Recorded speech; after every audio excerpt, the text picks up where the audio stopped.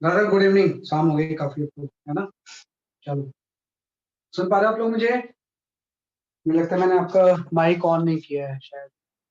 Late me on your mike. हाँ हाँ, okay.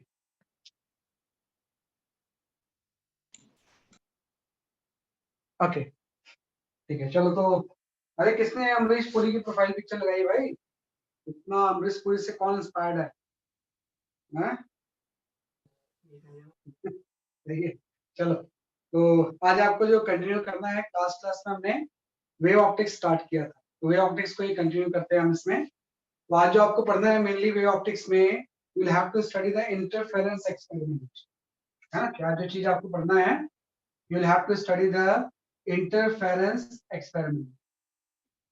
ये आपको पढ़ना है, इंटरफेरेंस एक्सपेरिमेंट। तो भाई ये सारी जो अभी तक हमने थ्योरी पढ़ी है ना, आपने बोला वेव नेचर ऑफ लाइट को एड्रेस करने के लिए आ, भाई अगर लाइट वेव है तो वो इंटरफेरेंस फिनोमेना को शो करना चाहिए जैसे साउंड शो करती है। तो उसी के लिए मैंने कुछ थ्योरेटिकल चीजें बताई है। अब ये चीज एक्सपेरिमेंटली वेरीफाई होनी चाहिए ना, कि एक्चुअली में ये इंटरफेरेंस नाम की चीज कोई प्रैक्टिकली हो रही है या नहीं हो रही है। तो अब आपको इंटरफेरेंस एक्सपेरिमेंट पढ़ने हैं। तो वैसे तो इंटरफेरेंस एक्सपेरिमेंट बहुत सारे होते हैं, लेकिन सबसे पहले जो हम यहाँ पे इंटरफेरेंस एक्सपेरिमेंट पढ़ेंगे, जो कि सबसे इंपॉर्टेंट है, that is your Young's double slit experiment. है ना, कि पहला जो एक्सपेरिमेंट है, that is your Young's double slit experiment. है ना, कि we study the Young's double slit experiment. इसी से हम स्टार्ट करते हैं। जो सबसे पहला एक्सपेरिमेंट है, that is your Young's double slit experiment. In short we call it as a YDS. Short में इसको हम क्या बोलते हैं, इसलिए आपका वाईडीएस ही बोलते हैं। That is the Young's double slit experiment. है ना, तो देखो यंग्स डबल स्लिट एक्सपेरिमेंट जो है ना, ये इंटरफेरेंस का एक्सपेरिमेंट। तो इंटरफेरेंस पैटर्न को अगर आपको प्रैक्टिकली ऑब्टेन करना है, तो उसके लिए हम क्या यूज करते हैं, जैसे कि आपका वाईडीएस या यंग्स डबल स्लिट एक्सपेरिमेंट। तो इसके सेटअप में कुछ नहीं, बहुत सिंपल सी चीज होती है कि यहाँ पे एक आपका कोई कार्डबोर्ड होगा, है ना, और इसके पैरेलल में एक दूसरा कार्डबोर्ड रखा होगा ऐसे, है ना, और इसके पैरेलल में यहाँ पे स्क्रीन रखी होगी।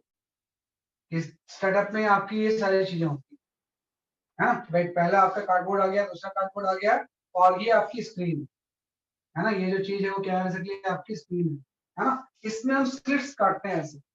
स्लिट्स का मतलब स्मॉल इस तरह से ओपनिंग होती है ना, कि यहाँ पे क्या हो जाएगा कि आपका स्लिट आ जाएगा, और ऐसी एक स्लिट आपका यहाँ पे भी आ जाएगा।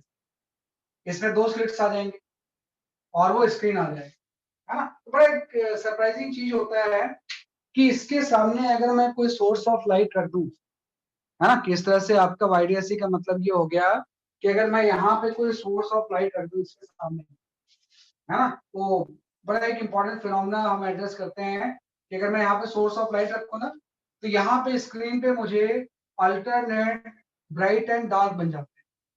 यहाँ पे स्क्रीन पे एक पैटर्न आता है, अल्टरनेट ब्राइट एंड किसका, बेसिकली आपके डार्क, है ना, कि अल्टरनेट ब्राइट एंड डार्क का क्या हो जाएगा, बेसिकली आपका पैटर्न आ जाएगा। तो सबसे सेंटर में तो ब्राइट होगा, इसके बगल में एक डार्क आ जाएगा, दोनों तरफ, है ना। फिर एक ब्राइट होगा, फिर से डार्क आ जाएगा, है ना। तो इस तरह से स्ट्रिप्स आ जाती हैं आपके पास, है ना, किस तरह से अल्टरनेट ब्राइट एंड डार्क क्या करते हैं, जैसे कि आपकी स्ट्रिप्स आ जाती हैं। यही जो पैटर्न बनता है, इसको हम बोलते हैं इंटरफेरेंस पैटर्न, है ना, कि इसको हम क्या बोलते हैं, जैसे कि आपका इंटरफेरेंस पैटर्न, है ना, कि भाई जब भी हम यहाँ पे लाइट अगर डालेंगे, तो यहाँ पे आपने सोर्स डाला तो वहां पे एक alternate bright and dark strips आ जाएगी, है ना। इसी ब्राइट एंड डार्क फ्रिंज को हम, डार्क जो स्ट्रिप्स होती हैं, इसको हम नाम देते हैं फ्रिंजेस, है ना। जैसे कि ये आपका हो जाएगा, जहाँ पे ब्राइट है, we call it as a bright fringe. ये जो फ्रिंज होगा इसको हम क्या बोलते हैं, जैसे कि आपका ब्राइट फ्रिंज। और जहां पे इस तरह से डार्क होगा, ये वाला पैटर्न जो है, इसको हम बोलते हैं डार्क फ्रिंज। डार्क फ्रिंज, तो आपका एक फ्रिंज पैटर्न आता है, एक तो आपका सेंटर पे आ गया ब्राइट फ्रिंज, और अल्टरनेट क्या हो गया, जैसे आपका डार्क फ्रिंज भी आ गया, है ना। तो हम वही कोशिश करते हैं कि भाई ऐसा क्यों हुआ है ना। ब्राइट एंड डार्क फ्रिंज का मतलब है कि जहां पे ब्राइट फ्रिंज बनेगा वहां पे मैक्सिमम फॉर्म हो रहा होगा, और जहां पे डार्क फ्रिंज बनेगा वहां पे क्या फॉर्म हो रहा होगा, जैसे आपका मिनिमम, है ना। तो एक्चुअली इसका रिलेशन जो है उससे है ना, एक पहले थोड़ा सा हम एक डेफिनेशन लेते हैं यहाँ पे, उसको हम बोलते हैं डिफ्रैक्शन। है ना, कि भाई इंटरफेरेंस के पहले थोड़ा सा डिफ्रेक्शन वैसे आप डिटेल पढ़ोगे, लेकिन पहले मैं थोड़ा सा इसको डिफ्रेक्शन को डिफाइन करता हूँ, क्योंकि अगर डिफ्रेक्शन नहीं होगा तो इंटरफेरेंस भी नहीं होगा। तो हम यहाँ पे डिफाइन करते हैं डिफ्रेक्शन को। तो डिफ्रेक्शन में सिंपल सा कॉन्सेप्ट ये होता है कि when light passes through, when light passes through, right, an opening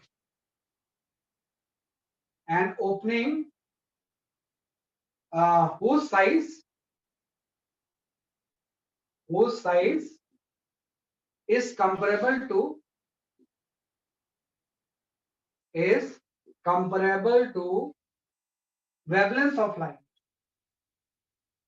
wavelength of light, whose size is comparable to the wavelength of light, then light is spread,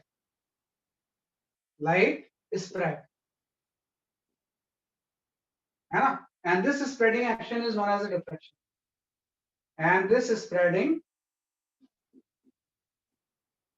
is called diffraction,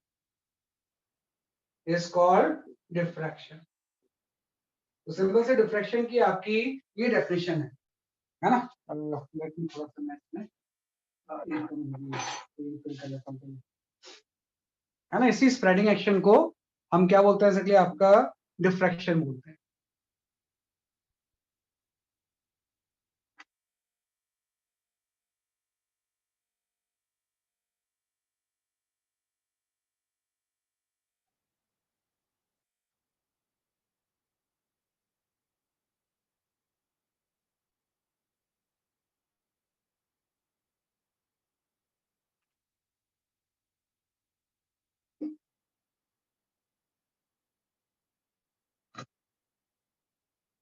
है ना, इसी spreading action को हम क्या बोलते हैं, जैसे कि आपका डिफ्रेक्शन। तो इसमें एक चीज इंपॉर्टेंट है कि जिस भी ओपनिंग से लाइट पास होगी उसका size comparable to the wavelength होना, ये इंपॉर्टेंट चीज है कि वेव ऑप्टिक्स में जो भी ऑब्स्ट्रक्शन होता है ना बहुत छोटा होता है, लाइक वो स्लिट बहुत छोटी है ना, तभी वेव ऑप्टिक्स एग्जिस्ट करेगा, अदरवाइज तो हम रे ऑप्टिक्स से कर लेंगे। एक्चुअली में होता क्या है कि जैसे यहाँ पे कोई बहुत नैरो साइज, छोटी साइज की कोई ओपनिंग है ना, इससे अगर कोई लाइट पास होती है तो अब तक जो आपने रे ऑप्टिक्स पढ़ा था उसमें तो स्ट्रेट लाइन था कि अगर ये आपका कोई स्क्रीन है तो अगर स्ट्रेट लाइन होगा तो जाके सीधे यहाँ पे स्ट्राइक करेगा, तो सिर्फ यही जगह ब्राइट होनी चाहिए। लेकिन हम ऐसा देखते नहीं, हम देखते हैं लाइट पूरे स्क्रीन पे पड़ती है कि जब भी किसी नैरो ओपनिंग से लाइट पास होगी तो ऐसा नहीं कि स्ट्रेट लाइन ट्रेवल होके सिर्फ यहाँ पे स्ट्राइक करेगी, बल्कि लाइट जब नैरो ओपनिंग से पास होगी ये इस तरह से स्प्रेड होगी, है ना, कि ऐसे छोटे से ओपनिंग से जब भी पास होगी तो ये स्प्रेड होगी। तो इसी स्प्रेडिंग एक्शन को हम क्या होता है, जैसे कि आपका डिफ्रेक्शन। तो छोटे साइज से पास होने के बाद जो स्प्रेडिंग एक्शन होता है this is known as diffraction. और कमाल की चीज ये है कि जितना छोटा ये स्लिट होता जाएगा स्प्रेडिंग उतनी बढ़ती जाती है। अगर हम ये सोचें कि साइज को कम करके हम अगेन एक यहाँ पे पॉइंट, ब्राइट पॉइंट ऑब्टेन करें, तो ऐसा नहीं होता है कि जितना आप इसको छोटा करोगे ना उतना ज्यादा स्प्रेडिंग बढ़ता जाएगा। जितना साइज कम होगा अगर वो कंपेरेबल टू द वेवलेंथ आ जाएगा तो उतनी स्प्रेडिंग क्या होगी, उसके आपकी मैक्सिमम। यहाँ भी ऐसे ही हो रहा है कि जब भी लाइट यहाँ से इस तरह से पास होगी तो स्लिट से पास होने के बाद ये स्प्रेड होगी, अगेन इस दोनों स्लिट से पास होने के बाद भी क्या होगी, स्प्रेड होगी।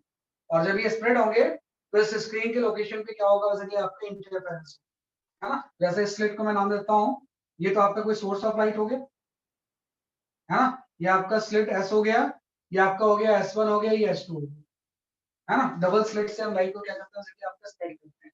मेन ये सारे सेटअप का मेन जो पर्पस है वो ये है कोहेरेंट वेव ऑब्टेन करना।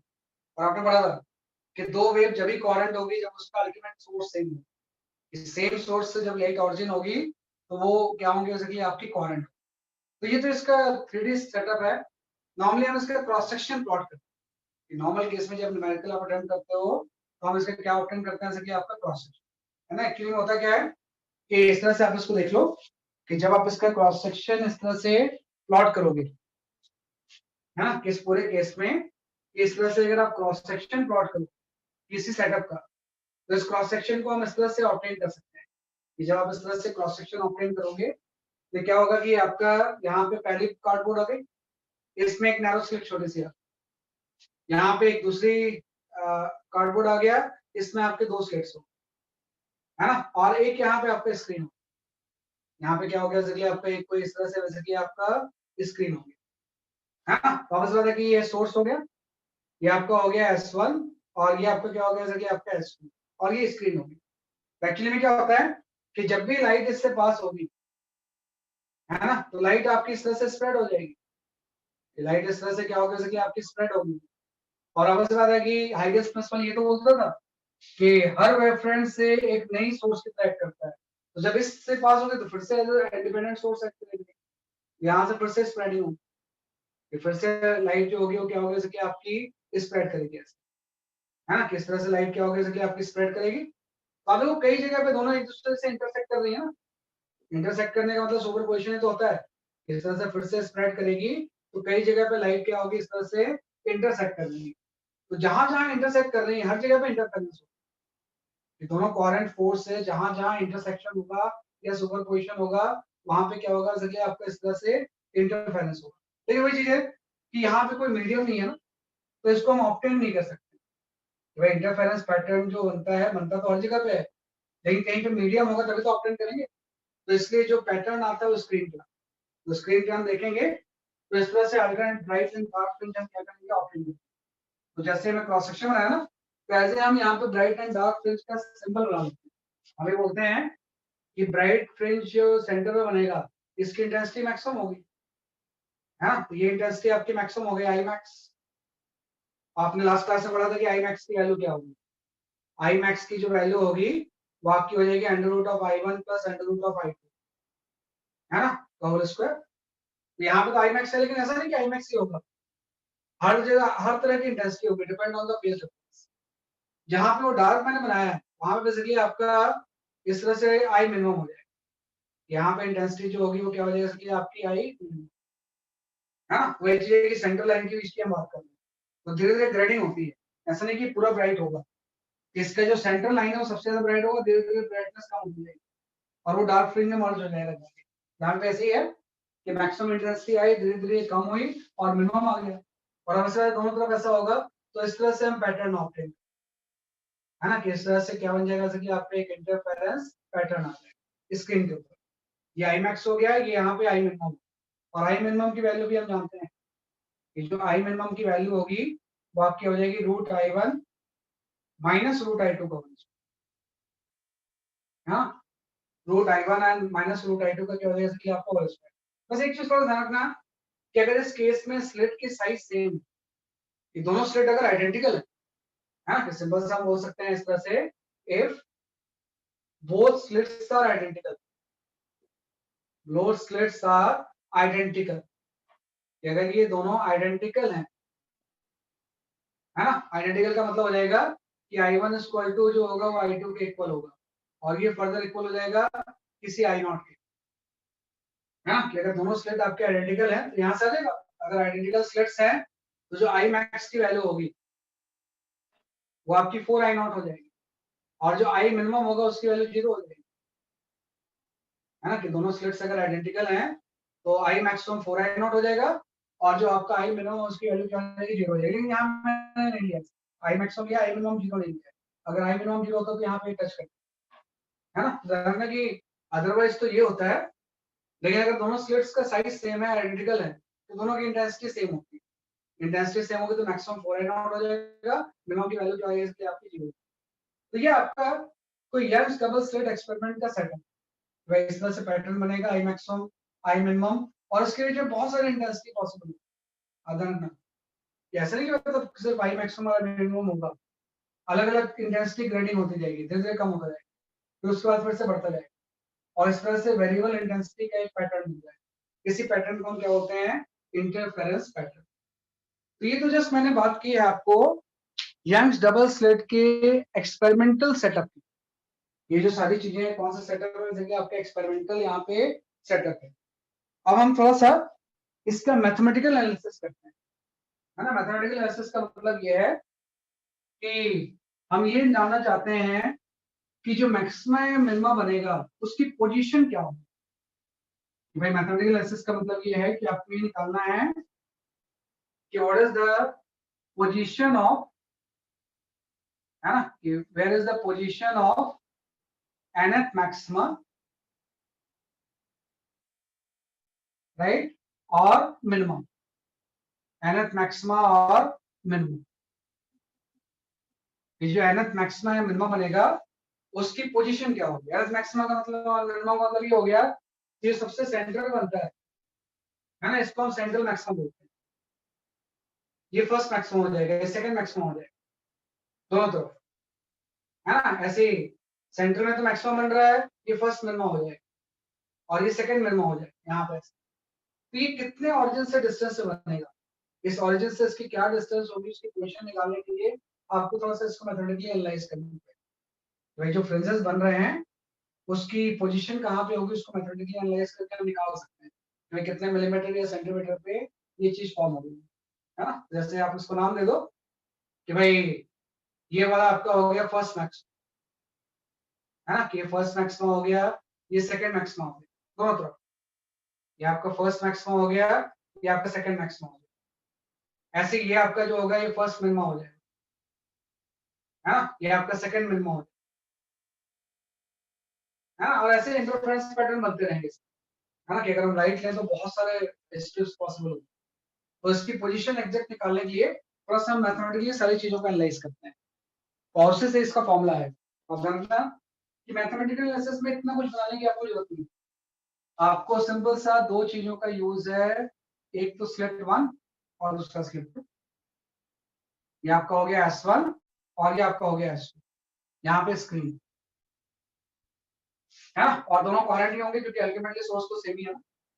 अल्टीमेटली अगर सोर्स सेम है तो ये क्या होंगे सर, आपकी कोहेरेंट, है ना। और किसी पी पॉइंट पे इसको आप इस तरह से बना लो, जैसे एक इंटरसेक्ट करती हुई लाइन बनाओ, इसको हम बोलते हैं ओ, ऑरिजिन। कि जो भी आप पोजीशन निकालेंगे वो इस ऑरिजिन के रिस्पेक्ट में निकालेंगे। और S1 और S2 के बीच का सेपरेशन जो है ना वो स्मॉल डी है, और स्लिट और स्क्रीन के बीच का सेपरेशन जो है वो कैपिटल डी, है ना। ये चीज स्मॉल डी है और स्लिट और उसके बीच में क्या है, कैपिटल डी। और कोई भी पॉइंट आप आइडेंटिफाई कर लो, भाई पी पॉइंट की पोजीशन यहाँ से कोई वाई, तो आपको पता है S1 से भी लाइट पी पे पहुंचेगी और S2 से भी पी पे पहुंचेगी, और दोनों जब सुपर इम्पोज होंगे तो इंटरफेरेंस होगा। और चूंकि सोर्स कोहेरेंट है तो इंटरफेरेंस पैटर्न जो होगा स्टडी होगा, वो चेंज नहीं होता है। अगर नॉन कोहेरेंट होते तो चेंज होता है। तो यहाँ पे क्या हो जाएगा, S1 से लाइट जाएगी, आपकी पी पे पहुंची वेव, और S2 से भी पी पे पहुंची, इस तरह से, है ना। किसी वाइड डिस्टेंस पे पी पॉइंट पे इंटरफेरेंस हुआ। अब पहले तो आपको ये निकालना पड़ेगा कि पी पॉइंट में इसका पाथ डिफरेंस कितना हो, है ना। भाई S1 से P तक पहुंचने में इसकी पाथ की लेंथ कम है, और S2 से P तक पहुंचने में इस पाथ की लेंथ क्या है, आपकी ज्यादा है। तो सबसे पहले आपको ये निकालना है कि इन दोनों के केस में पाथ डिफरेंस की वैल्यू कितनी है ना। मेन पर्पस ही वही, इस केस में आप क्या निकालोगे, बेसिकली आपका पाथ डिफरेंस। मैं पाथ डिफरेंस ऐसे लिख दूंगा, है ना। पाथ डिफरेंस को नॉर्मली हम कई बार डेल्टा पी से भी शो करते हैं, है ना। हम ये निकालना चाहते हैं कि इन दोनों पाथ में पाथ डिफरेंस कितना हो, पाथ डिफरेंस, है ना। तो पाथ डिफरेंस डेल्टा पी जब आप निकालोगे तो डेल्टा पी की वैल्यू ये हो जाएगी, this is the S2P minus S1P, हाँ। यहाँ पर क्या हो जाएगा पाथ डिफरेंस, ये S2P लंबा पाथ है, S1P छोटा पाथ है, दोनों का डिफरेंस कितना हो जाएगा, S2P minus S1P। अब इसी को थोड़ा सा ज्योमेट्रिकली सिंप्लीफाई करते हैं, तो इसके लिए हम करते क्या है, यहाँ से एक परपेंडिकुलर ड्रॉप करते हैं। यहाँ से आपने क्या ड्रॉप किया, एक परपेंडिकुलर ऐसे इसके ऊपर, और आपने बोला कि ये वाला पाथ, और जहां पे आपने परपेंडिकुलर ड्रॉप किया S डैश, S1 से लेके P तक का और S डैश से लेके P तक का, ये दोनों पाथ आइडेंटिकल, ये दोनों पाथ क्या है आपका आइडेंटिकल। और ये एंगल आपको डिफाइन कर दो, यहाँ पे ये एंगल अगर सपोज कोई थीटा है, तो ये जो बीच की डिस्टेंस होगी, है ना, कि ये वाली जो डिस्टेंस होगी, ये बीच वाली डिस्टेंस जो होगी वो d sin थीटा होगी। तो हम यहाँ पे पहला अप्रोक्सीमेशन लेते हैं, अप्रोक्सीमेशन इंपॉर्टेंट है, कि पहला अप्रोक्सीमेशन में ये लूंगा कि जो स्लिट के बीच का सेपरेशन है, this is very very less than as compare to the capital, कि जो ये डी डिस्टेंस है इस कैपिटल डी के रिस्पेक्ट में बहुत छोटा है ना। मतलब कैपिटल डी अगर हो सकता है कि मीटर में हो, मे बी 1 मीटर, तो जो आपका स्मॉल डी होगा हो सकता है 1 मिलीमीटर, है ना। तो कैपिटल डी बहुत लार्ज है कंपेयर टू स्मॉल डी। तो अगर कैपिटल डी स्मॉल डी के कंपेरिजन में लार्ज है तो हम पार्ट डिफरेंस को ये लिख सकते हैं, इन दोनों के बीच में पार्ट डिफरेंस जो होगा वो डी साइन थीटा होगा। पार्ट डिफरेंस की वैल्यू क्या हो जाएगी, डी साइन थीटा होगी। और एक चीज और भी है कि इस पी पॉइंट की हम एंगुलर पोजीशन को डिफाइन कर सकते हैं। इसके रिस्पेक्ट में इस पी पॉइंट की जो एंगुलर पोजीशन होगी, आपको पता है ये वाला अगर एंगल थीटा है और ये लार्ज डिस्टेंस है, ये भी थीटा होगा। हाँ, तो थीटा जो होगा उस पी पॉइंट की क्या हो जाएगी, एंगुलर पोजीशन।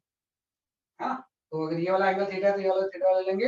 अगर ये कैपिटल डी बहुत लंबा है तो, हाँ, तो ये उस पी पॉइंट की क्या हो जाएगी, एंगुलर पोजीशन। तो पहला अप्रोक्सीमेशन तो ये हो गया कि वैसे पार्ट डिफरेंस ये है, लेकिन हम ये अप्लाई करें तो पार्ट डिफरेंस इसके इक्वल होगा। एक और इसमें अप्रोक्सीमेशन होता है ना, कि एक अप्रोक्सीमेशन तो आपने ये ले लिया। दूसरा अप्रोक्सीमेशन अगर कहीं ऐसा हो जाए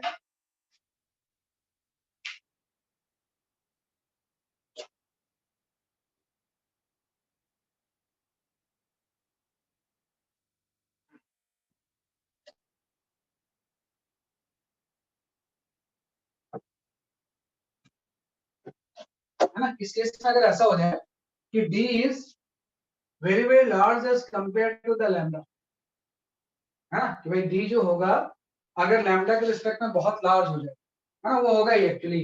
अगर मैं यहाँ पे लाइट यूज करूं तो लाइट का वेवलेंथ तो जो होता है वो ये होता है 450 नैनोमीटर टू, सॉरी आज भी है, मतलब नैनोमीटर में होता है। तो मतलब लैम्डा की वैल्यू हो सकती है आपकी, हो सकता है कि 700 नैनोमीटर हो जाए, जो भी हम एक वेवलेंथ की अगर लाइट यूज करें। तो आपको ये मिलीमीटर में नैनोमीटर में ये भी होगा। तो अगर d is very very large as compare to the lambda हो जाए तो ये जो sin थीटा है इसको हम tan थीटा ले सकते हैं। हाँ, वो डिस्टेंस बहुत का एंगल बहुत स्मॉल हो जाता है, एंगल क्या हो जाएगा, बहुत छोटा हो जाएगा। तो उस केस में जो पार्ट डिफरेंस की वैल्यू जो होगी ना वो हम लिख देंगे d tan। तो ध्यान रखना, लेकिन वैसे ये है, इसमें ये अप्रोक्सीमेशन आपने यूज किया, ये आ गया, ये अप्रोक्सीमेशन यूज किया आपका, ये आ गया। अगर ये चीज नहीं है, कई बार जैसे लाइट के केस में तो हमेशा एडजस्ट होगा कि अगर माइक्रोवेव है तो माइक्रोवेव की वेवलेंथ ज्यादा होती है ना, तो उस केस में हो सकता है कि ये नहीं भी हो, पार्ट डिफरेंस ये आ गया। अब ये इसके बाद आपका आसान है कि जैसे आपने डी टेन थीटा लिखा, वाई बाई कैपिटल डी तो टेन थीटा हो जाएगा। मैं इस डायग्राम में टेन थीटा की वैल्यू परपेंडिकुलर बाय बेस हो जाएगी। तो अल्टीमेटली आपका ये आ गया, ये जो पार्ट डिफरेंस होगा इसकी जो वैल्यू होगी, है ना, पार्ट डिफरेंस की वैल्यू हो जाएगी D into Y by capital,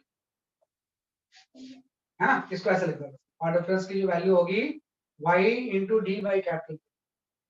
तो स्मॉल डी स्लिट के बीच का सेपरेशन आ गया, कैपिटल डी स्क्रीन और स्लिट के बीच का, और y उस पी पॉइंट की पोजीशन। तो ये मेन चीज आ गई। अब इस पी पॉइंट पे क्या होगा, मैक्सिमा होगा, मिनिमा होगा, या कुछ और होगा, सारा कुछ डिपेंड करेगा पार्ट डिफरेंस किसका बने।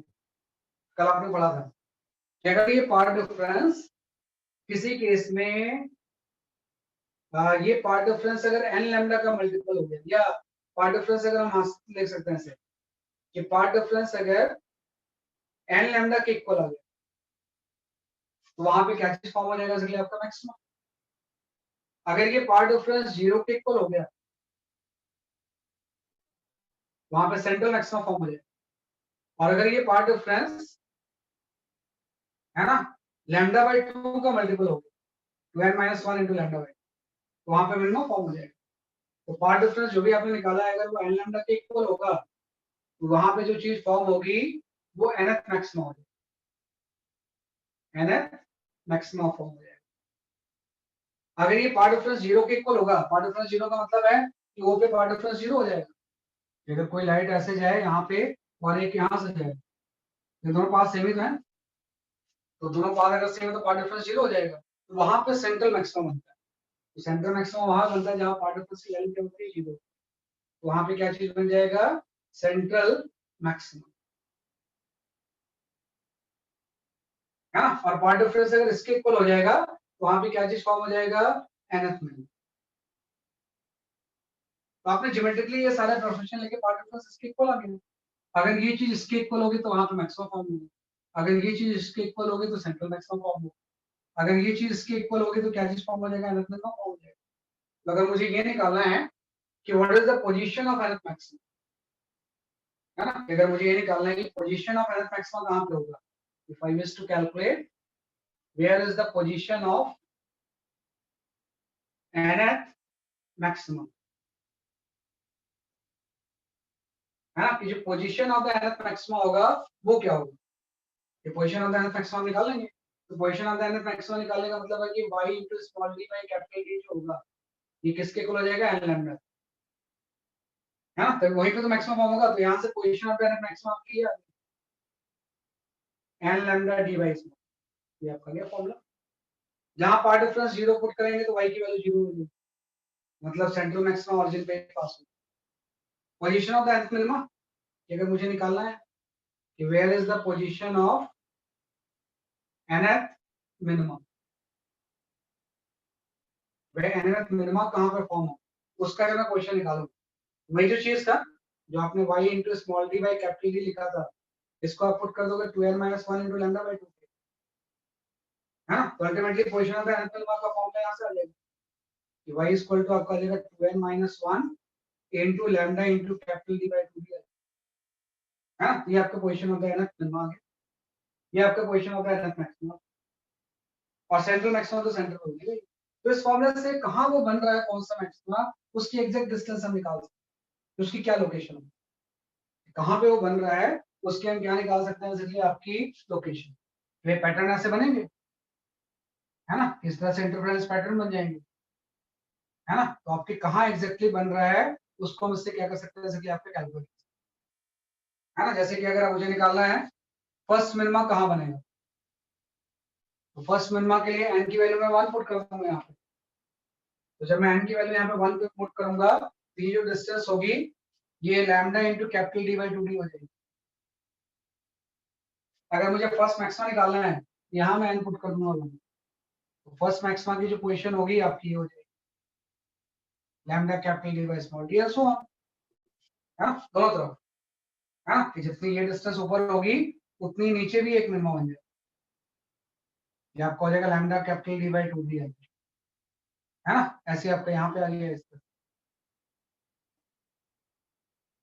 है ना, ये जो चीज होगी लैम्डा D by 2D आ जाएगा, और सेंट्रल मैक्सिमम कहाँ बनेगा, जैसे आपका सेंट्रल, तो किसी भी 5th 6th 7th किसी की पोजीशन निकाल सकते हैं, n की वैल्यू आप क्या करोगे चेंज, है ना। तो सबसे पहली चीज आपको ये चीज आनी चाहिए जो मैंने एनालाइज किया कि भाई पार्ट डिफरेंस ये होगा, ये अप्लाई करेंगे तो ये आ जाएगा, ये अप्लाई करेंगे तो ये आ जाएगा, अल्टीमेटली ये होगा। अब डिपेंड करता है, ये अगर इसके इक्वल होगा वहाँ मैक्सिमम फॉर्म होगा, ये अगर इसके इक्वल होगा तो वहाँ पे क्या फॉर्म होगा, जैसे कि आपका मिनिमम, कुछ दूसरा भी हो सकता है ना, जैसे आपने बोला ना मैक्सिमम की इंटेंसिटी तो 4 आई नॉट है अगर आइडेंटिकल स्लिट है तो, लेकिन ऐसा भी तो हो सकता है कि कहीं पे इंटेंसिटी जो है ना वो 3 आई नॉट भी हो, ऐसे बहुत सारे पॉइंट होंगे, 3 आई नॉट यहाँ पे भी होगी, यहाँ पे भी होगी, हर जगह पे 3 आई नॉट होगी, और मिनिमम की इंटेंसिटी क्या हो जाएगी, 0 हो जाएगी, तो 3 आई नॉट भी हो सकती है, 2 आई नॉट भी हो सकती है, 0 भी हो सकती है, तो 0 से लेके 4 आई नॉट तक वैरी करेगा कंटिन्यूअसली, है ना, तो कितनी कहाँ पे इंटेंसिटी उसकी पोजीशन हम इससे निकाल सकते हैं, जो आपकी आपने डिस्कशन किया उससे,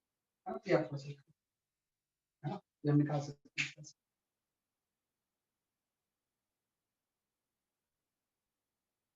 हाँ, फर्स्ट एज्यूम्पशन, कोई भी एज्यूम्पशन हमेशा ट्रू इज नॉट नेसेसरी, जो भी आपने एज्यूम्पशंस लिए है ना दिस मे नॉट नेसेसरी की ट्रू, इस केस में ट्रू लिया है मैंने, कि कोई भी एज्यूम्पशंस जो आप ले रहे हो हर केस में वो वैलिड हो जरूरी नहीं है, और ये जो सारे फॉर्मूले आए हैं this is with these two assumptions, अगर ये दोनों एज्यूम्पशंस नहीं तो हम यही करेंगे, इसके आगे हम प्रोसीड नहीं कर सकते,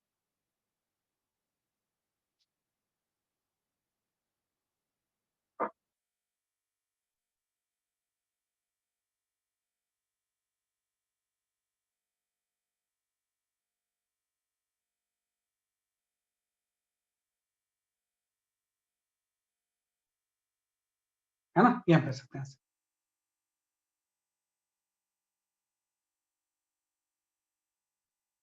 अब थोड़ा सा एनसीईआरटी वाले का ना थोड़ा अलग ट्रीटमेंट है इसका, आप देखो हमेशा मैं बता रहा हूँ ये जो चीज है आपको न्यूमेरिकल सॉल्व करने में इसी तरह से प्रोसीड करना है, लेकिन यही सेम चीज है जो डिराइव हुई है delta p equal to y into small d by capital D, ये एनसीईआरटी में थोड़ा सा अलग तरीके से ड्राइव की हुई है, वो आपको आना चाहिए ना। कई बार एग्जाम में आएगा और ऐसा अगर दे दोगे तो हो सकता है आपको बोर्ड में मार्क्स नहीं मिले।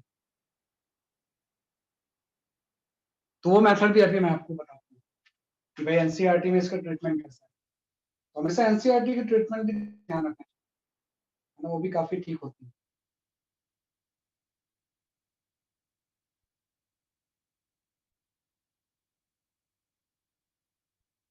है ना, वो मैं बताता हूँ।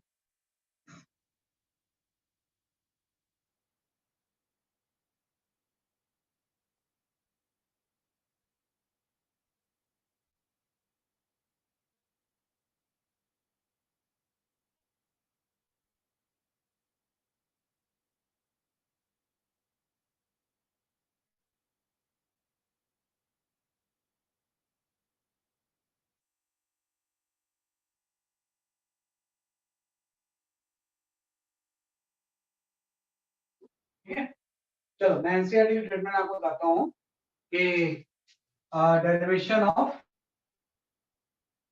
यानी एक डेरिवेशन है ये, derivation of delta P equal to Y into small D by capital. NCERT में कैसे हम, है ना, एनसीईआरटी मेथड कुछ डिफरेंट। यहाँ तो जस्ट अप्रोक्सीमेशन यूज करके आपने कर लिया, उसमें भी हम अप्रोक्सीमेशन यूज करेंगे लेकिन थोड़ा सा डिफरेंटली यूज करते हैं, है ना। तो सिंपल से आप क्या करेंगे, सेम चीज, सेटअप तो वैसे ही है, भाई जो सेटअप होगा वो तो सेम रहेगा ऐसे, है ना, कि भाई एक स्लिट आपका इस तरह से, है ना, और ये आपका स्क्रीन, यहाँ पे कोई पी पॉइंट आप ले, तो ये आपका S1 हो गया, ये S2 हो गया, तो S1 से P की तरफ, और ये आपका S2 से P, है ना, और ये सेपरेशन जो है इसको एकदम सेंटर में मिला है ना, ये जो बीच में लाइन जो है वो सेंटर, अभी ये ऑरिजिन हो गया, इसी को आप वाई बोल रहे हो, है ना, और ये जो डिस्टेंस होगी वो डिवाइड हो जाएगी, ये भी आपका डिवाइड, और ये डिस्टेंस आपकी कैपिटल डी, है ना, ये डिस्टेंस क्या होगी, कैपिटल डी होगी। तो अब देखो, जब मैं S2P निकालूंगा तो S2P की वैल्यू यही तो हो जाएगी, S2P का अगर मैं स्क्वायर निकालूं, S2P का स्क्वायर किसके इक्वल होगा, ये आपका हो जाएगा D square plus Y plus D by two का होल स्क्वायर। कर सकते हैं ना सर, भाई जो S2P है ये Y plus D by two हो गया, और ये कैपिटल डी हो गया, तो ये चीज डी बाई टू हो जाएगी ना। पाइथागोरस यूज करके S2P आ गया, ऐसे S1P निकाल लेंगे हम, S1P का स्क्वायर किसके इक्वल होगा, ये आपको आ जाएगा डी स्क्वायर प्लस यहाँ पे Y minus D by two whole square, है ना, क्योंकि इसको यहाँ से हटा दो आप, यहाँ से अगर हम लिखें ऐसे तो ये आपका डी बाई टू हो जाएगा, तो ये तो कैपिटल डी है और ये distance y minus D by two हो जाएगी, S2P S1P माइनस ले लीजिए। इसके बाद अगर मैं यहाँ पे दोनों टर्म को माइनस कर दूं, S2P का होल स्क्वायर माइनस S1P का अगर मैं होल स्क्वायर ले लूं, और थोड़ा सा मैं इसको अगर सिंप्लीफाई करूं तो आप देखोगे ना सारे टर्म आपके कैंसिल हो जाएंगे, और यहाँ पे जस्ट आपको ये टर्म बच जाएगा, है ना, कि जब जस्ट हम सॉल्व करेंगे तो यहाँ पे 2y डी बच जाएगा सिंपल, और कोई टर्म नहीं बचेगी, है ना, कि भाई S2P माइनस S1P का स्क्वायर में करूंगा तो ये किसका हो जाएगा, 2y डी के, बाकी सारे टर्म इसमें क्या हो जाएंगे सर, आपके कैंसिल हो जाएंगे जब मैं इसको माइनस करूंगा, है ना, तो ये 2y डी आ गया। अब यहाँ पे थोड़ा सा अप्रोक्सीमेशन चीज आ गई, अब तक तो कोई अप्रोक्सीमेशन नहीं, आपने ये एग्जैक्ट निकाला, ये एग्जैक्ट निकाला, दोनों को माइनस किया, ये आपका। अब इसमें क्या करते हैं कि निकालना तो आपको ये चीज है ना, S2P माइनस S1,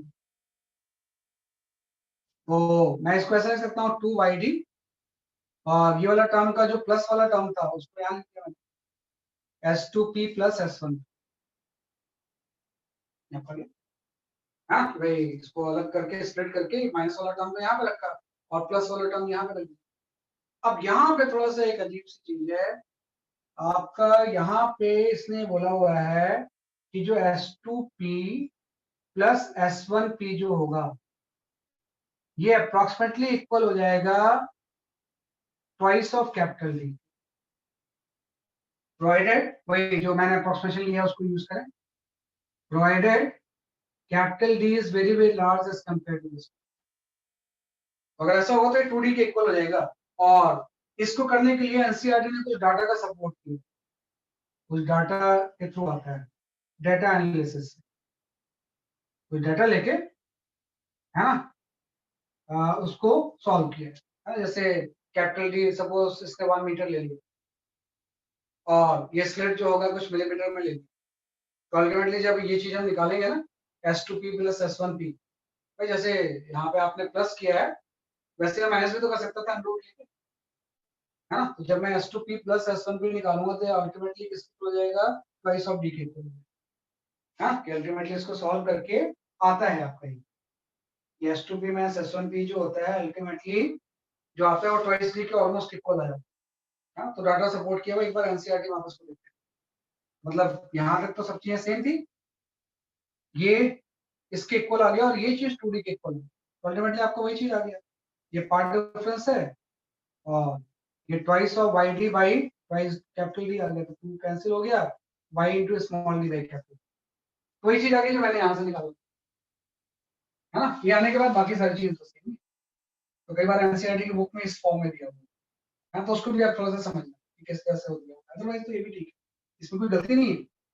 लेकिन चूंकि एनसीईआरटी में अगर कोई थ्योरेटिकल चीज दी हुई है और वो आपकी थ्योरी से थोड़ी सी अलग तरह का है तो उसको देखना जरूर चाहिए हमेशा, राइट,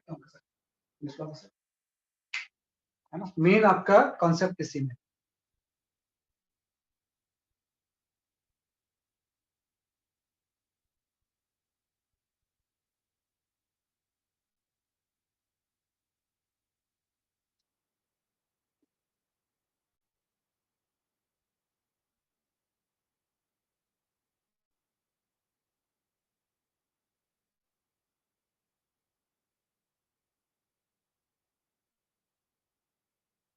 है ना, ये आपका इस तरह से फिर आपने इसमें डिफाइन किया, है ना, तो इस तरह से इसमें डिफाइन किया, तो मेन चीज आपकी यही चीज आ गई, जो भी न्यूमेरिकल सॉल्व होंगे वो यहाँ से ही सॉल्व होंगे, जो भी न्यूमेरिकल सॉल्व होंगे वो सिर्फ आपके यहीं से सॉल्व, है ना, कि ये चीज आपको याद रखनी है। उसके बाद ये कंडीशन है, यहाँ से लेके ये सारे स्टेप्स, वो तो जस्ट एक एडिशनल चीज, मैं जस्ट एक न्यूमेरिकल दे रहा हूँ, उसको थोड़ा सा अटेम्प्ट करो, फिर आगे बढ़ते हैं।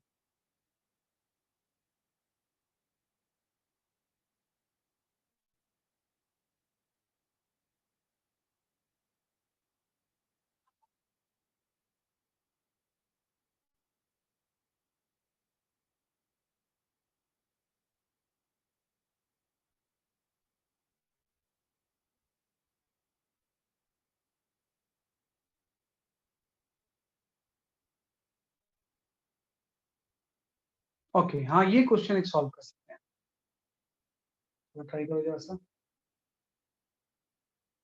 बीच में जो ब्लैंक है वो वेवलेंथ है।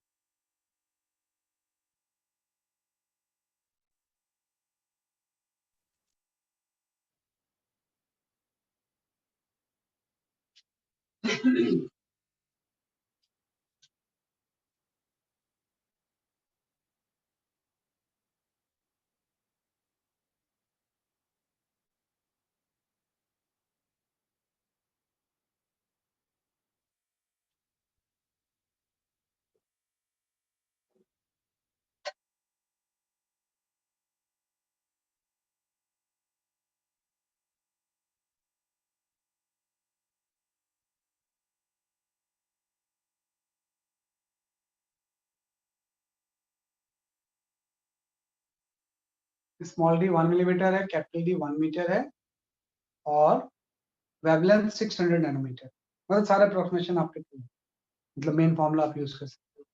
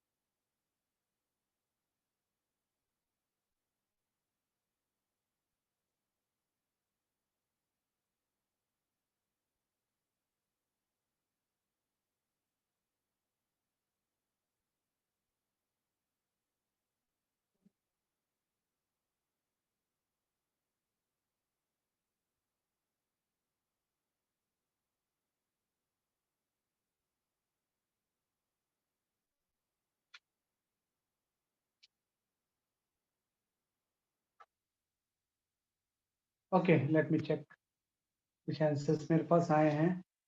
हाँ कृतिका, आपका आंसर तो ठीक है, सही सही। मैं बताता हूँ आपको, देखो कुछ नहीं था इस क्वेश्चन में, इस तरह से आपको अटेम्प्ट करना है इसमें, है ना, कि इसमें इस तरह से अटेम्प्ट करना है कि स्मॉल डी 1 मिलीमीटर है, लैम्डा, तो मतलब सारे अप्रोक्सीमेशन हम यूज कर सकते हैं, सारे अप्रोक्सीमेशन यूज कर सकते हैं। मतलब आपका जो पार्ट डिफरेंस का फॉर्मूला होगा वो y into small D by capital use. अब ये क्वेश्चन क्या पूछ रहा है आपको बता देना, सिर्फ मैं स्क्रीन बना लेता हूँ। स्क्रीन में इस तरह से इंटरफेरेंस पैटर्न बन जाएगा, है ना, किस तरह से क्या बन जाएगा, जैसे कि आपका इंटरफेरेंस पैटर्न। अब ये तो इसका सेंट्रल मैक्सिमा हो गया, और सेंट्रल मैक्सिमा या बाकी मैक्सिमा की जो इंटेंसिटी होती है वो 4 आई नॉट होती है, अभी आपने पढ़ा, और इसकी 0 होती है ना, कि अगर दोनों स्लिट आइडेंटिकल हैं तो मैक्सिमम इंटेंसिटी कितनी लेगी, 4 आई नॉट होगी। अब 4 आई नॉट का 75% कहाँ होगा, तो 4 आई नॉट का 75% जो होगा, 4 आई नॉट का 75% का मतलब 3/4, ये आपका 3 आई नॉट हो जाएगा। तो ये पूछ रहा है आप क्वेश्चन को ध्यान से समझना कि यहाँ पे तो 4 आई नॉट है, धीरे धीरे इंटेंसिटी कम होगी तो कहीं पे 3 आई नॉट भी तो होगी, जो कि मैक्सिमम इंटेंसिटी का 75%। और ऐसा 3 आई नॉट एक पॉइंट पे थोड़ी होगा, यहाँ से अगर मैं एक लाइन ड्रॉ करूं तो जहां जहां ये कट करेगी लाइन फ्रिंज पैटर्न को, हर जगह पे 3 आई नॉट, हर जगह पे क्या होगा, जैसे कि आपका 3 आई नॉट इन सारे पॉइंट। ये बोल रहे हैं minimum distance between the two points कितना होगा जहां पे इंटेंसिटी मैक्सिमम का 3/4 है, 75%। तो मिनिमम का मतलब यही तो हो जाएगा, एक ये वाला डिस्टेंस इसने पूछा हुआ है, ये वाली डिस्टेंस कितनी होगी। पहले तो मुझे ये निकालना पड़ेगा कि जहां पे इंटेंसिटी 3 आई नॉट होगी वहां का y कितना होगा, कि जहां पे इंटेंसिटी 3 आई नॉट होगी वहां का y कितना होगा। ध्यान रखना मैं कैसे करूंगा। मैं सबसे पहले इंटरफेरेंस का मेन फॉर्मूला यूज करूंगा। I इक्वल टू जो होता है वो आपका होता है I1 plus I2 plus twice of under root of I1 I2 into cos phi. तो मैंने बोला कि भाई I1 और I2 तो I नॉट है, इसका रिजल्टेंट कहां पे 3 I नॉट है, भाई कितने फेज डिफरेंस पे I not and I not का रिजल्टेंट 3 I नॉट है, निकाल लेते हैं पहले। तो यहां से आपका आ गया 3 I नॉट, I1 की वैल्यू भी क्या आ गई, I नॉट आ गई, I2 भी आपका I नॉट है और यहाँ पे 2 I नॉट आ गया इनटू cos फाई, है ना, इनटू क्या आ गया, जैसे कि आपका cos फाई आ गया। तो यहाँ से cos फाई की वैल्यू हाफ आ जाएगी, तो आप सॉल्व करोगे तो cos फाई कितना आ जाएगा, हाफ आ जाएगा, मतलब फाई की वैल्यू 60 डिग्री या पाई बाय 3 हो जाएगी। तो जहां जिस फेज डिफरेंस यहाँ पे पाई बाय 3 होगा वहां पे I नॉट और I नॉट का रिजल्टेंट 3 I नॉट हो जाएगा, जो कि मैक्सिमम का 3/4 या 75% होगा। अब फाई पता है तो पार्ट डिफरेंस आ जाएगा, लास्ट क्लास में आपने पढ़ा था कि फाई इक्वल टू जो होता है वो होता है 2 pi by lambda into path difference delta. तो फाई की वैल्यू अगर पाई बाय 3 है तो इक्वल टू हो जाएगा 2 pi by lambda into delta, है ना। यहाँ से पाई तो कैंसिल हो गया, पार्ट डिफरेंस हो जाएगा लैम्डा बाय 6। मतलब जहां पे पार्ट डिफरेंस लैम्डा बाय 6 होगा वहां पे इंटेंसिटी 3 आई नॉट होगी, और वो y निकालने के लिए पार्ट डिफरेंस की वैल्यू यहाँ पुट कर दो। ये path difference y into small D by capital D होता है ना, plus path difference equal to यहाँ पे आप पुट कर दो लैम्डा बाय 6, है ना। तो यहाँ से वो जो y होगा वो आपका आ जाएगा lambda into capital D by 6 into small. अब वैल्यूज पुट कर दो आपस में। पहले आपने ये निकाल लिया फाई कितना होगा, फाई से पार्ट डिफरेंस आ गया, उस पार्ट डिफरेंस को इसके इक्वल पुट करके y होगा। अब y तो आपको निकालना था कि भाई ये वाली डिस्टेंस y कितनी होगी, ऑरिजिन से जो फर्स्ट मिनिमा होगा उसकी y डिस्टेंस कितनी, यहाँ पे वैल्यूज पुट कर लेते हैं। वैल्यूज पुट करने में लैम्डा आपको दिए हुआ है 600 नैनोमीटर, हाँ 10 पावर माइनस 9 हो गया, कैपिटल डी आपका 1 मीटर है, बाई स्मॉल डी 1 मिलीमीटर है, 1 इंटू 10 पावर माइनस 3 हो गया, है ना। इसको जब आप सॉल्व करोगे तो y की वैल्यू जो मेरे ख्याल से आ रही है, मेरे ख्याल से y की वैल्यू 0.1 मिलीमीटर है ना। इसको जब हम सॉल्व करेंगे यहाँ पे एक 6 dB तो है ना, तो 6 वगैरह सारा कैंसिल हो जाएगा, y की वैल्यू 0.1 मिलीमीटर, ये आपका y आ गया। लेकिन ये इसका आंसर नहीं होगा ना, क्योंकि आपको तो यहाँ पे भी 3 आई नॉट है, यहाँ पे भी 3 आई नॉट है, इसके बीच की सेपरेशन बतानी। तो इस क्वेश्चन का जो आंसर होगा ना वो आपका 0.2 मिलीमीटर। ये ऐसे दो पॉइंट जिनके बीच में मिनिमम सेपरेशन, जिनके की इंटेंसिटी 3 आई नॉट होगी, वो 0.2 मिलीमीटर। प्लीज सर ध्यान रखना, ऐसे करना है आपको, पहले ये फॉर्मूला निकाल के पाई निकाल लेंगे, पाई से पार्ट डिफरेंस आ जाएगा, पार्ट डिफरेंस किसके इक्वल, तो अल्टीमेटली ये सारी चीजें हैं। तो इसी तरह से इस चीजों को हम क्या करते हैं, एनालाइज करते हैं। भाई मैं ऑब्जेक्टिव नहीं दे रहा हूँ क्योंकि पहले थोड़ा सा समझ लेते हैं, है ना, इस तरह के क्वेश्चन से थोड़ा समझ में ज्यादा आता है। क्या आंसर आ गया,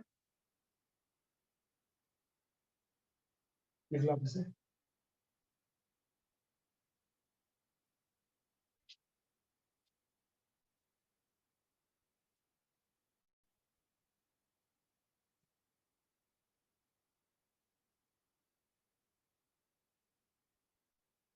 ये कर लिया, इसके बाद एक और क्वेश्चन करना।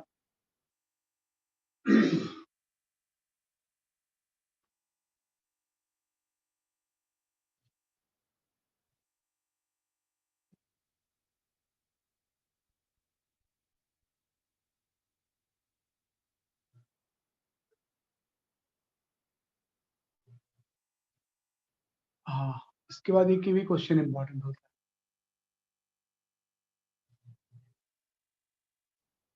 ये एकदम ध्यान से समझोगे तो सीधे फॉर्मुला बेस्ड क्वेश्चन है।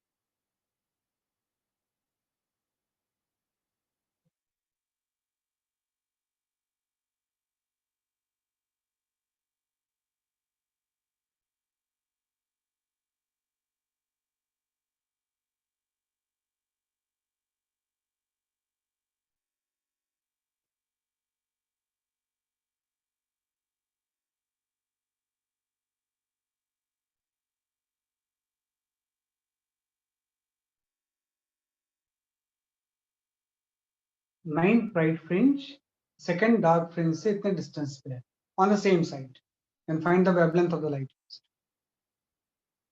लाइट है मतलब सारे अप्रोक्सीमेशन प्रूव होंगे, अदरवाइज वो माइक्रोवेव बोलता अगर नहीं ट्रू होते।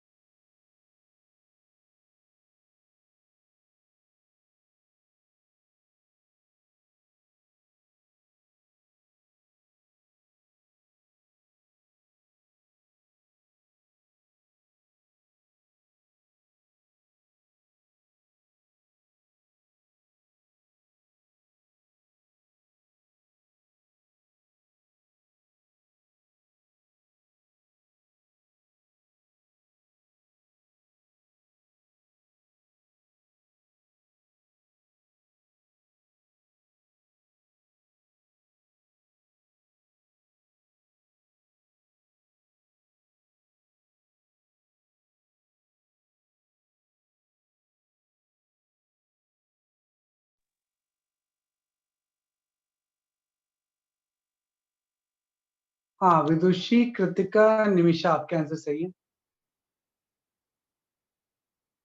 है ना? आप तीनों के आंसर सही है। एक्सप्लेन करता हूँ मैं क्या।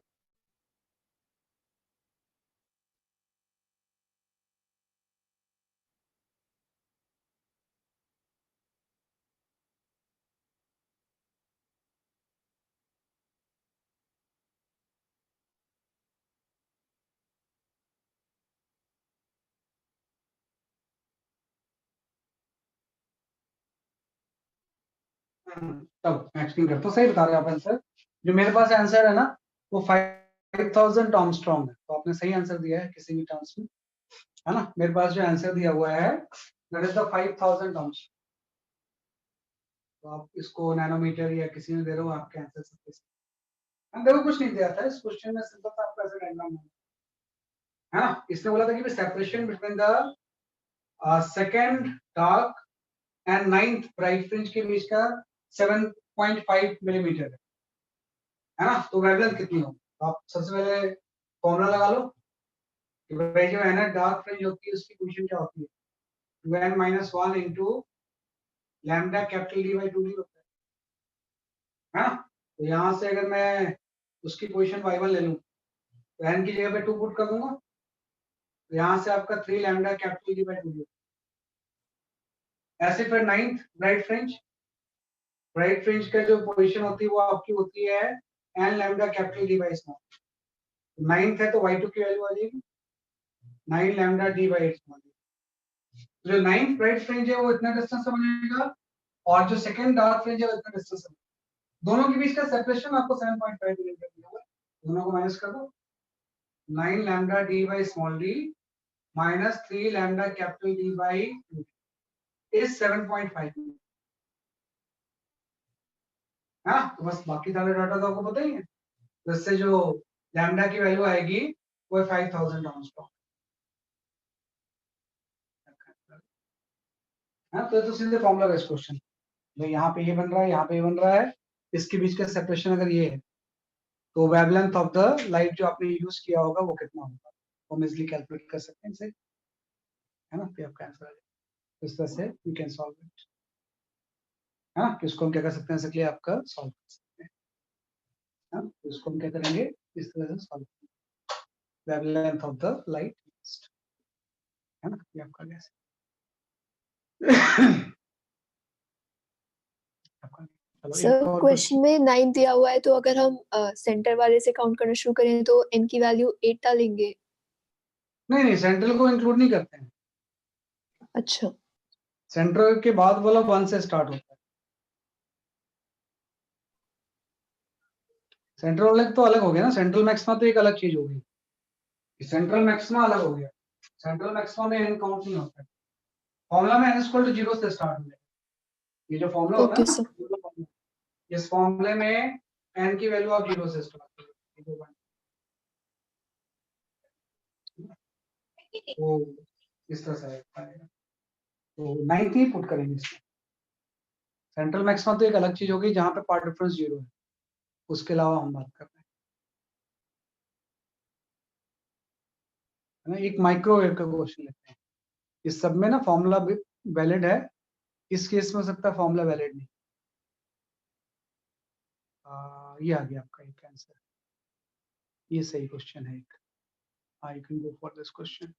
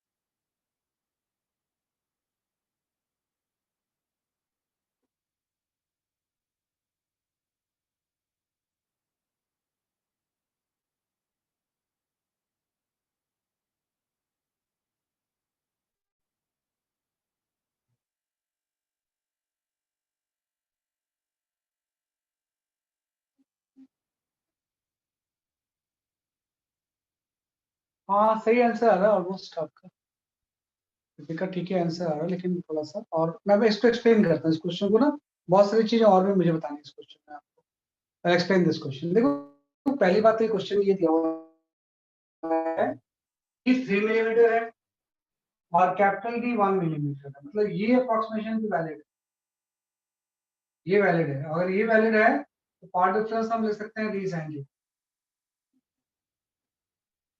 हाँ पार्ट डिफरेंस डी साइन का हो जाएगा। लेकिन ये जो लैम्डा और डी है इसमें अवेलेबल है ना कि भाई स्मॉल डी की वैल्यू 3 लैम्डा है ना, मतलब हम इसमें we can not write path difference is equal to D into small Y by capital, we can not write, इसलिए नहीं कर सकते बिकॉज जो डी है वो 3 लैम्डा के इक्वल है, मतलब बहुत लार्ज नहीं। लाइट के केस में तो 1 मिलीमीटर नैनोमीटर के स्पेक्ट्रम बहुत लार्ज होगा, इस केस में वैलिड नहीं है। मतलब आपको इसी फॉर्मूला से प्रोसीड करना है, तो आपका फॉर्मूला पार्ट डिफरेंस का ही हो गया। और अगर पार्ट डिफरेंस का फॉर्मूला ये हो गया मतलब ये सारे फॉर्मूले इनवैलिड हो गए, ये सारे फॉर्मूले आप यूज नहीं कर सकते ये तो, क्योंकि ये सारे फॉर्मूले दो प्रोफेशन के साथ यहाँ पे। हाँ बोलो। मैं निकला तो मुड़ के थोड़ी दे सकता था, पूरा टच नहीं खत्म यहाँ से। क्या बोल रहे हो बेटा? कसम से ऊपर वाले ने अच्छी लड़कियां बनाने ही बंद कर दिए। कोई ना, मैं हूं ना, तू है मतलब मैं क्या पागल हूँ पूरी जिंदगी तेरे साथ? मैं खुद ही सोच रहा था बहुत हो गया, 28 का हो गया हूँ, इससे पहले 30 का हूँ, अच्छी सी लड़की ढूंढ के सेटल हो जाए। सोनू मेरी ओके ठीक है चलो कोई नहीं, ये बीच बीच में आते रहते हैं वाइल्ड एंट्री में। हाँ चलो पार्ट डिफरेंस की वैल्यू जो होगी ये आपका ही आ गया। हाँ डेल्टा पी की वैल्यू डी साइन थीटा हम यूज कर सकते हैं, ये वाला यूज नहीं कर सकते। है ना। तो इसी से प्रोसीड करते हैं फिर। मैं डेल्टा पी की वैल्यू अगर मैं यहाँ पे डी सेंटर ले लूँ, है ना, तो आपको पता है पार्ट डिफरेंस मैक्सिमा के लिए एन लैम्डा के इक्वल होना चाहिए। मतलब इस केस में साइन थीटा की जो वैल्यू आएगी वो N lambda by small D हो जाएगी। मतलब इससे एंगुलर पोजीशन आ जाएगी। इससे हमें निकाल लेंगे कि इस एंगल पे मिनिमा फॉर्म है ना। मतलब इस तरह से अगर बन रहा है तो आपको पता है सेंट्रल मैक्सिमा तो सेंटर पे ही बनेगा, है ना। ये पूछ रहा है कि फर्स्ट मैक्सिमा कहाँ बन गई। तो फर्स्ट मैक्सिमा की पोजीशन में यहाँ से एंगल निकाल सकता हूँ कितना, ये वाला एंगल, अगर ये फर्स्ट मैक्सिमा है तो अगर एक बार एंगल आ गया तो फिर ये डिस्टेंस भी आ जाएगा पाइथागोरस यूज करके, है ना। या सिंपल एंगल यूज करके हम इसके वाई भी तो निकाल सकते हैं ना। तो ये चीज आप समझना, माइक्रोवेव के केस में आपका पहला अप्रोक्सीमेशन तो वैलिड होगा लेकिन दूसरा वैलिड नहीं होगा। आप इसको यूज करोगे ना कि ये वाला यूज करोगे, तो इससे आपको आ गया साइन का की वैल्यू आ गई। क्योंकि ये पूछ रहा है फर्स्ट मैक्सिमा कहाँ पे फॉर्म होगा, तो फर्स्ट मैक्सिमा के लिए एन की वैल्यू आप 1 पुट कर दो, तो साइन थीटा इक्वल टू जब एन मैक्स 1 पुट करेंगे तो लैम्डा बाई डी हो जाएगा। और अभी आपने बोला है कि डी 3 लैम्डा के इक्वल है, तो साइन थीटा की वैल्यू 1/3 है। मतलब जहां पे साइन थीटा की वैल्यू 1/3 आ जाएगी उस वाई पे फर्स्ट मैक्सिमा फॉर्म है। तो आ गया आंसर आपका। साइन थीटा अगर 1/3 है तो यहाँ से tan थीटा की वैल्यू आ जाएगी, है ना। तो साइन थीटा अगर 1/3 है तो tan थीटा कितना हो जाएगा आपका, है ना। tan थीटा की वैल्यू आ जाएगी ना आपका, ये मेरे ख्याल से 1/√8 हो जाएगा, हाँ कि 1 बाई क्या हो जाएगा कि आपका √8 हो जाएगा। अगर साइन थीटा की वैल्यू 1/3 है तो tan थीटा की वैल्यू 1/√8 है। और tan थीटा की जो वैल्यू है 1/√8 ये आपकी परपेंडिकुलर बाय बेस हो जाएगी, y बाय कैपिटल। तो जो y की वैल्यू होगी ये d/√8 होगी,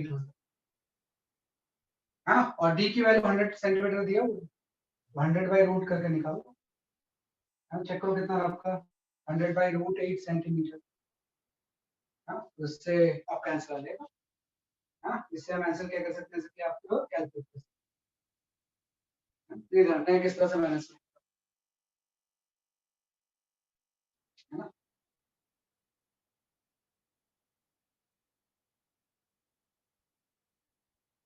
मेरे पास जो आंसर दिया हुआ है ना वो इसको सॉल्व करके आपका आ रहा है 35.35 सेंटीमीटर। मेरे पास जो आंसर है वो ये 35.35 सेंटीमीटर, ये मेरे पास आंसर है ना। तो इस तरह से आप प्रोसीड करोगे आप ध्यान रखना। ठीक है, इस तरह से मैं सॉल्व कर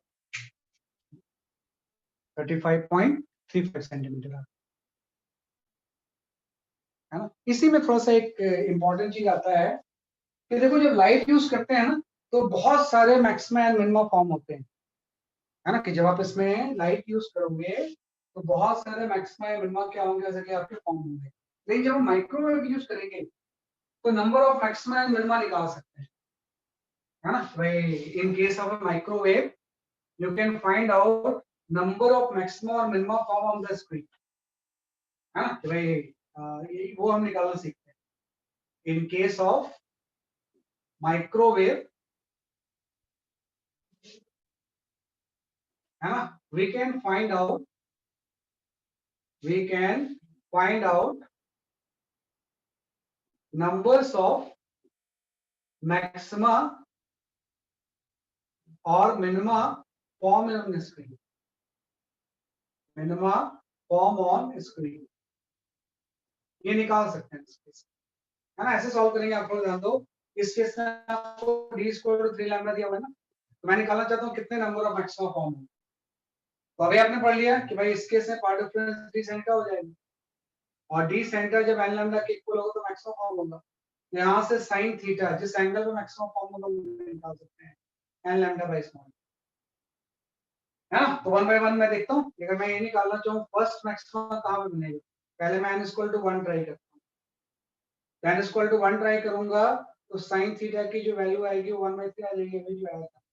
तो this is the position of first maximum, ये फर्स्ट मैक्सिमम बन गया। फिर मैं n = 2 ट्राई करूंगा, तो यहाँ से साइन थीटा की वैल्यू जो होगी वो 2/3 आ जाएगी। तो ये आपका बन गया सेकेंड मैक्सिमम, यही बन सकता है ना। फिर मैं n इक्वल टू 3 ट्राई करूंगा, तो साइन थीटा की वैल्यू जो आएगी वो 1 आएगी, है ना। मींस थीटा की वैल्यू जो आ जाएगी वो 90 डिग्री आएगी, थीटा की वैल्यू क्या आ जाएगी 90 डिग्री। इसके बियॉन्ड तो पुट कर ही नहीं सकते ना, we can not put n equal to 3 या 4 हम पुट नहीं कर सकते, क्योंकि जब 4 पुट करेंगे तो आपको पता है यहाँ पे सपोज मैं अगर यहाँ पे 4 पुट कर दूं, है ना, क्योंकि यहाँ पे ये रिलेशन यूज करके यहाँ पे आपका 3 लैम्डा अगर डी की जगह पुट करो तो n/3 आ गया ना। तो अगर n स्क्वायर टू 4 पुट करूं तब तो sin थीटा की वैल्यू ग्रेटर देन 0 हो जाएगी, ग्रेटर देन 1 हो जाएगी। तो sin theta can not be greater than, है ना, ये पॉसिबल नहीं है। मतलब हम n स्क्वायर टू 3 तक ही पुट कर सकते हैं। और इनफैक्ट आपको ये निकालना है कि कितने मैक्सिमा फॉर्म होंगे स्क्रीन के ऊपर। तो थीटा जब 90 डिग्री होगा तो स्क्रीन पे कहाँ फॉर्म होगा, क्योंकि आप लोग ध्यान दो थीटा ऐसे तो होता है कि जो हम इस एंगुलर पोजीशन निकाल रहे हैं वो ये आपकी स्क्रीन है, ये आपका रेफरेंस लाइन। तो यहाँ से अगर मैं पोजीशन निकालूं तो पहला मैंने निकाल लिया यहाँ पे फर्स्ट मैक्सिमा फॉर्म हो गया, है ना। यहाँ पे क्या फॉर्म हो गया बेसिकली आपका फर्स्ट मैक्सिमा, ऐसे आप ये फर्स्ट मैक्सिमा फॉर्म हो गया, है ना। जैसे फर्स्ट मैक्सिमा ऊपर फॉर्म होता है उतनी एंगल पे नीचे भी फॉर्म होगा, सेम, है ना। फिर आपका एक दूसरा एंगल आ गया जिसपे सेकंड मैक्सिमा भी फॉर्म हो गया, वो भी एंगल आपने निकाल लिया, है ना। सेकंड मैक्सिमा भी यहाँ पे फॉर्म हो गया, है ना। लेकिन आपको पता है कि जो ये थीटा बढ़ता जाएगा ना इस तरह से, थीटा धीरे धीरे इंक्रीज हो रहा है। तो जब आप यहाँ पे n equal to third maxima निकालना चाहोगे तो sin थीटा 1 आ जाएगा, मतलब थीटा 90 हो जाएगा ना। थीटा 90 होने का मतलब इधर पे मैक्सिमा होने, वहां पे स्क्रीन है नहीं, तो 90 डिग्री वाला भी मैक्सिमा स्क्रीन पे फॉर्म नहीं। तो नंबर ऑफ मैक्सिमा आप काउंट कर लो। इस केस में अगर आपसे पूछे कि अगर d की वैल्यू 3 लैम्डा के इक्वल है तो नंबर ऑफ मैक्सिमा कितने फॉर्म होंगे, तो नंबर ऑफ मैक्सिमा आ गए एक सेंट्रल और 2 ऊपर 2 नीचे। तो इस केस में जो नंबर ऑफ मैक्सिमा होंगे, अगर किसी भी केस में d इक्वल टू 3 लैम्डा दिया हुआ है तो जो नंबर ऑफ मैक्सिमा होंगे वो 5 होंगे, मैक्सिमा विल बी 5 होंगे। नंबर ऑफ मैक्सिमा सिर्फ कितने होंगे 5 होंगे, 2 ऊपर होंगे 2 नीचे होंगे और एक सेंट्रल मैक्सिमा बनेगा, उसको ही मैक्सिमा ही बोलते हैं। सेंट्रल मैक्सिमा उसका नाम है, लेकिन है तो मैक्सिमा ही। तो इस तरह से हम काउंट करते हैं। पहले आप एक कंडीशन लिख लो, उसके बाद sin की वैल्यू आ जाएगी कि भाई किस किस एंगल पे nth मैक्सिमा बने, फिर n की वैल्यू ट्राई करो। फर्स्ट आ गया, सेकंड आ गया, थर्ड पुट करने पे थीटा 90 आ गया, ऊपर में बनेगा। तो वहां तो स्क्रीन है नहीं, स्क्रीन पे फॉर्म करना है आपको। इसमें नंबर ऑफ मैक्सिमा कितना हो जाएंगे 5।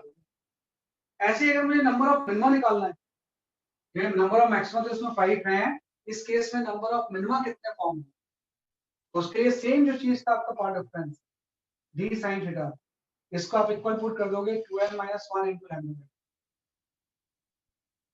है ना। और अभी आपने बोला कि d की वैल्यू 3 लैम्डा के इक्वल है, जब मैं 3 लैम्डा के इक्वल पुट करूंगा तो sin थीटा की जो वैल्यू आएगी वो आपकी आ जाएगी 2n - 1/6।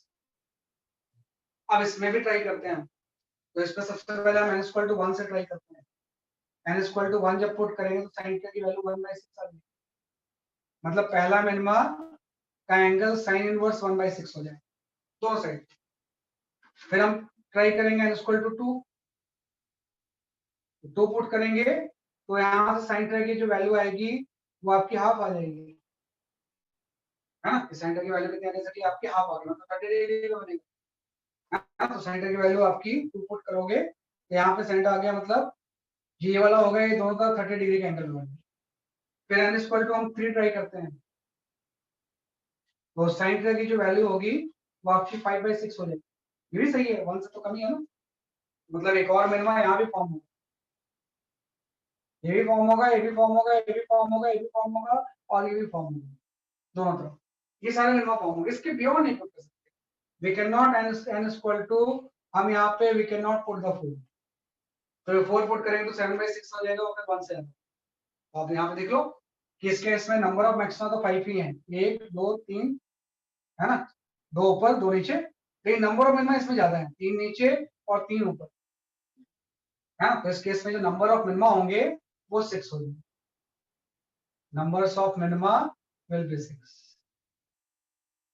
Will be 6। तो कई बार एग्जाम में एक क्वेश्चन आता है कि आपको इस तरह से कोई रिलेशन देंगे और पूछेंगे स्क्रीन पे कितना नंबर ऑफ मैक्सिमा है मिनिमा होगा, तो उसका आर्गुमेंट हम इसी तरह से क्या करेंगे, सॉल्व। तो इस तरह से हम इसको सॉल्व, काफी एक इम्पोर्टेंट चीज। तो क्योंकि वो न्यूमेरिकल आप सॉल्व कर रहे थे, उसी में ये चीज आ गई, इसलिए मैंने आपको बता दिया कि किस तरह से आप इसको अटेंड करो।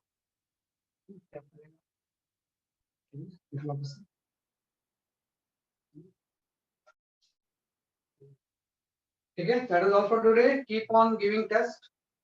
टेस्ट जो भी आपके हो रहे हैं उस अब टेस्ट के हिसाब से आप अपनी तैयारी करो, है ना। कि जो 11th के टॉपिक्स के भी टेस्ट हो रहे हैं स्टार्टिंग वाले, एकदम सीरियसली उसको, तो अपने आप सारी चीजें आती जाएंगी। और जब तक वो जो चैप्टर आपने नहीं पढ़े हुए हैं वो जब तक आएंगे तब तक पढ़ ही लोगे आप, तब तक तो आपको हो ही जाएगा। अभी तो स्टार्टिंग वाले टॉपिक्स हैं वो आपने पढ़ा होगा, तो उसके अकॉर्डिंग आप उसको, है ना। That is all for today.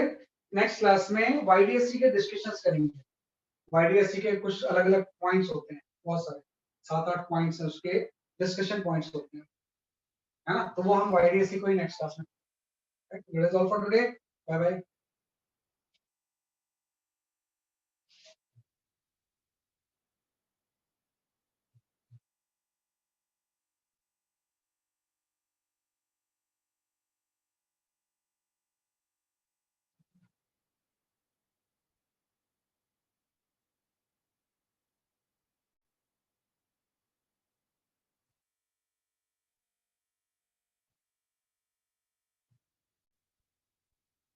अभी बताऊंगा बेटा पुलकित, अभी आप इसके एक बार घर पे जाकर ट्राई करो ना, फिर मैं एक्सप्लेन कर दूंगा इसको दोबारा फिर से। जब दोबारा फिर से न्यूमेरिकल्स आएंगे ना अपने आप आपको आ जाएगा। एक्चुअली माइक म्यूट था ना, मैं देख नहीं पाया।